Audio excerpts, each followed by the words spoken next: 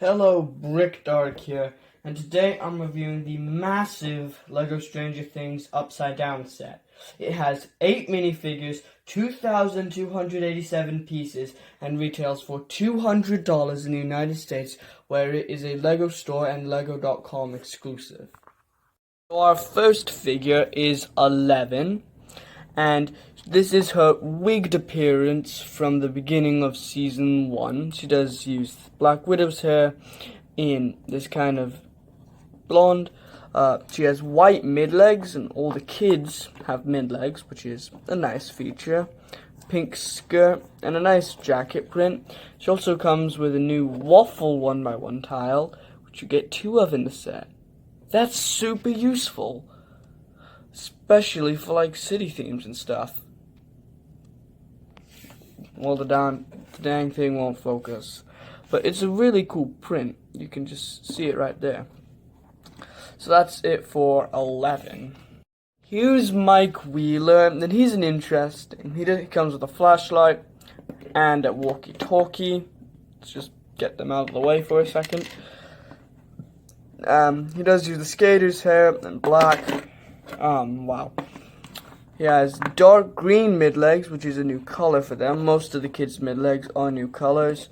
A nice jacket print. Now, his face, I don't know, it doesn't really look like Mike. On one side, he looks angry, and on the other side, it looks more like him, but I don't know.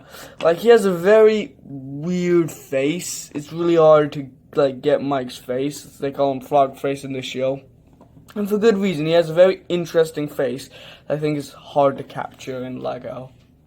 Here's Lucas Sinclair, and he comes with his wrist rockets and a unique build for a flashlight. He has brown mid-legs, as well as his jacket from season 1, which is a nice print. A shocked expression. Now, LEGO went for an interesting part usage where they use the pirate's bandana for a camo badge. That works. I think it works decently because this has a very flat top, and Lucas does not have like flat hair. He has very curly hair, so I think this works decently. This definitely does look more like Lucas than say Mike's face does look like Mike. But yeah, I think it works decent. It's not amazing, but it works. It works. So that's it for Lucas Sinclair. Here's Dustin Henderson, and unlike Mike and Lucas, they nailed him. He comes with they just nailed his appearance. He comes with a walkie-talkie and a new print for his compass, which is very nice.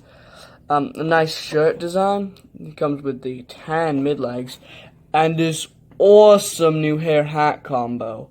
That's really awesome. On one side he has a shocked face, and on the other he has this is an amazing face. This looks so much like Dustin. Dustin's my favorite character from the show. He's just awesome. This is an awesome figure. This is just awesome. I'm sorry, but this is just probably my favorite figure of the whole set. They just did such an outstanding job. They managed to really capture what he looks like, which I just think is so awesome. That's it for Dustin Henderson.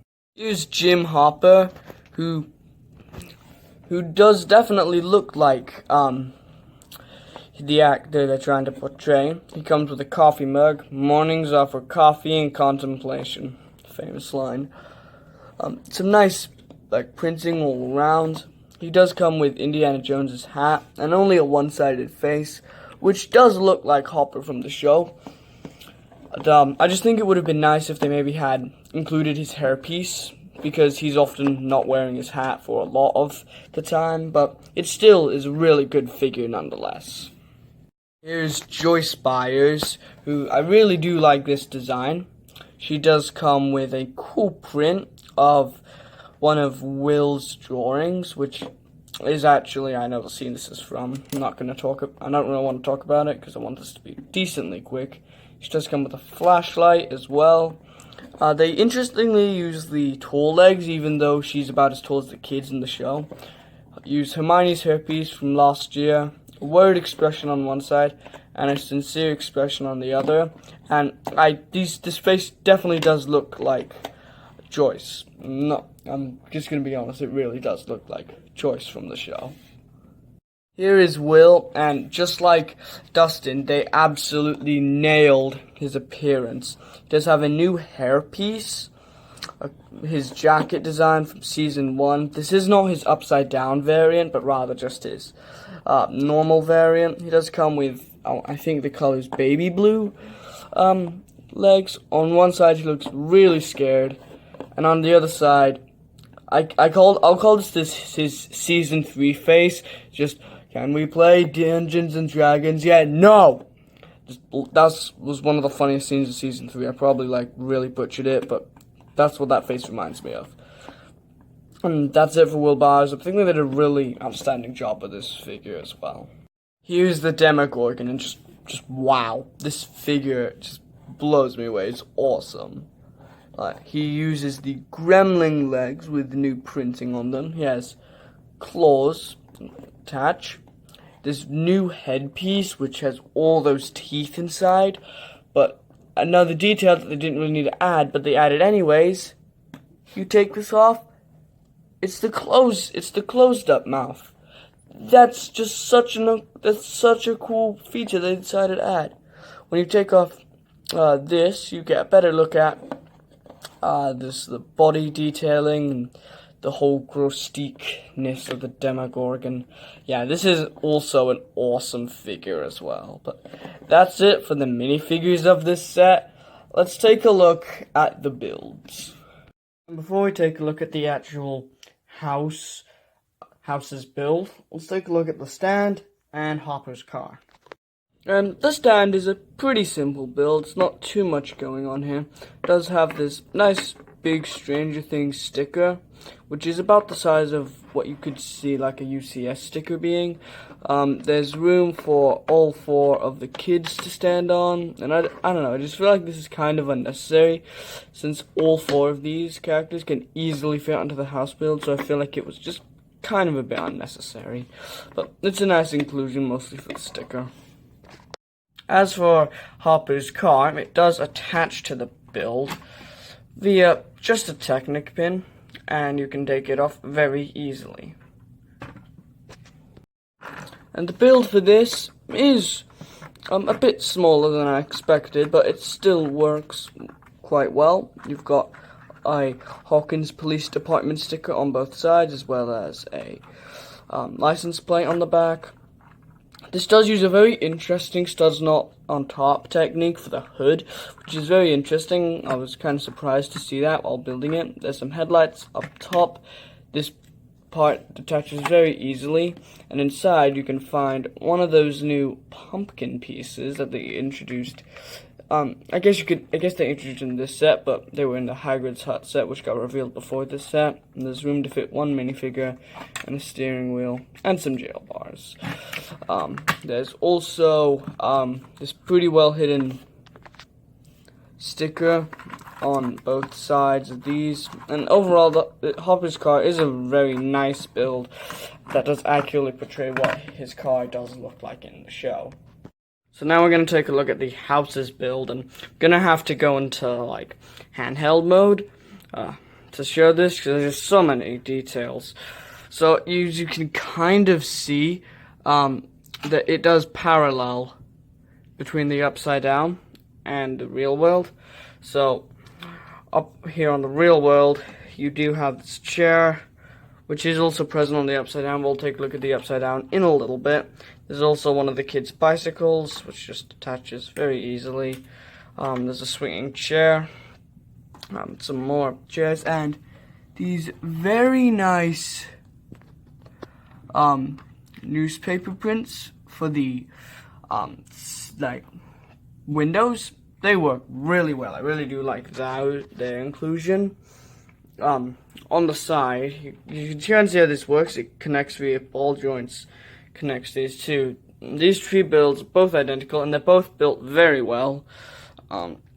This one does have a missing Barbara Holland sticker, which is interesting because that's not the actual how she looks in the minifigure form for the Comic Con exclusive, and as you can kind of see there's an upside down version. Other than that, the two trees are identical. This 149 sticker, as well as a chimney. These two stickers on each side that show a bit of a brick design, but it's what it says. It's really interesting. Sorry, you have to see the wall for a second. It's just turning it around. It's the interior. This has so many cool features in it. It's just so awesome. Now, let's start with Will's bedroom. It is a bit hard to see in there, but you can see a boombox, a shark poster. Not Jaws. No, that's not Jaws. On this side, you can kind of see some of his illustrations, including his zombie boy drawing. There's also a lamp on his desk at the very back right there. There's Bob's camera, the telephone, and there's this interesting print which shows a missing poster for Will Byers, and an interesting Easter egg is, look at the height. It says 1.5 inches tall. It's about the size of a minifigure with mid-legs. Really, find that inclusion really cool. There's a bear trap here, which, where's Jonathan? I thought he set that trap. Axe back there. A chair, which, this chair is not fun to put on. It's really put in a weird spot. But it's manageable. Right here is a sticker for the Dungeons and Dragons rulebook. The back you can kind of see. There's a Xmas sticker. It's very hard to see at the back. There's Will's hat, and I'm not sure if you can see it. Try and get the best angle I can, but there is a Mind Flayer. Will's drawing of the Mind Flayer right there, which is very hard to see. But it's there, trust me. Now there's also the alphabet wool on the back and this light brick. So one of the features is you can push this down and it lights up. And it lights up the candlelight, not the candlelights, Christmas lights. Now it does work. It's kind of weird. And they do use a new technique where they have a clear panel and paint some holes over it. So it works okay. It's a very cool feature, and I understand it would have been hard to get like the more accurate detailing, but other than that, for this like top half, there's a door which you can walk through and a couch. But that's it for the top part for the real world Byers house. Now let's take a look at the upside down. And it's very easy to flip from one dimension to the next. And boom, we're on the other side.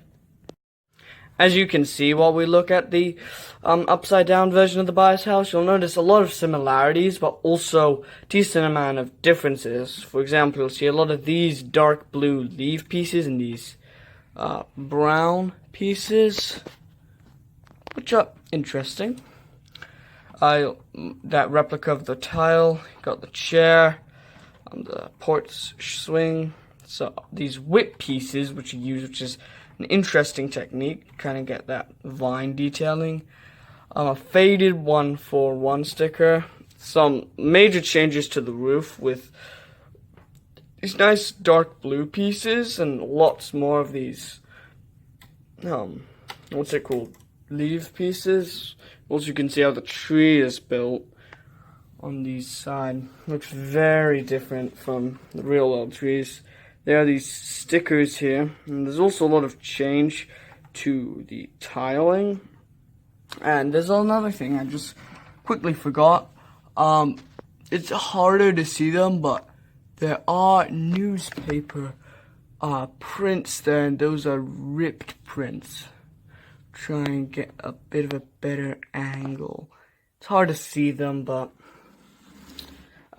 They're there. Now, you can see on this side, it's much darker, not as colorful. So first side, they have a dead plant versus a living plant. You can see that contrast right there. A torn Dungeons and Dragons book. A Grey Wool of the Alphabet. This torn Will Byers Missing poster. Have you seen me?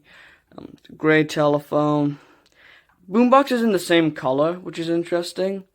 Got some more of the ripped posters, and from the shark poster ain't looking too fine. But yeah, that's pretty much it. The Christmas lights are missing bulbs and don't have any color. Something I forgot to mention, but these ones do have a bit of color. But yeah, that's pretty much it for the build of this set. It is quite a repetitive build, but it's not a draining build.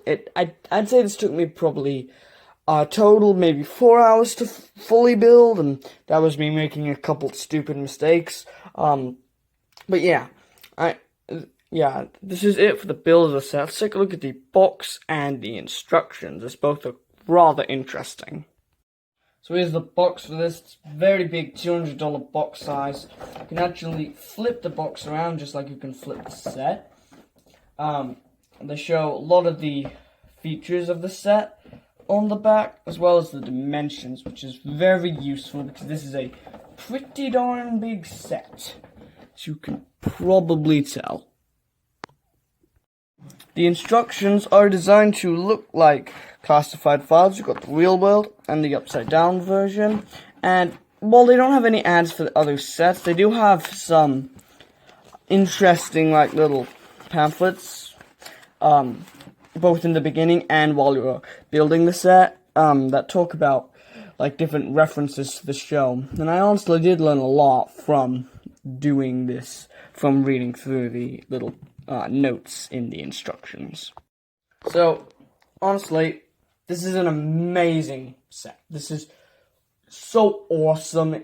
I don't know, words cannot describe just how awesome this set is to me. I'm a huge fan of the Stranger Things show, and this is a great set for any fan, big or small, of the show.